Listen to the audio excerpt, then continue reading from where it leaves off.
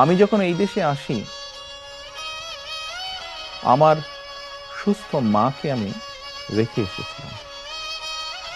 একটি ঘর রেখে এসেছিলাম, যেই ঘরে আমি এবং আমার ছোট ভাই বড় হয়েছি, যেই ঘরে আমার বাবার স্মৃতি ছিল, যেই ঘরে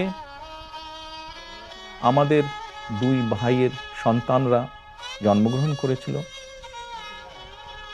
যেই ঘরে আমার মায়ের বহু স্মৃতি ছিল, সেই স্মৃতিগুলোকে ভেঙে চুরে ধুলায় মিশিয়ে দেওয়া হয়েছে।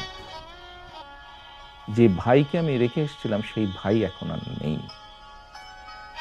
যেই সুস্থ মাকে রেখে এসেছিলাম সেই সুস্থ মা এখন সুস্থ নেই। শুধু অসুস্থই নয়,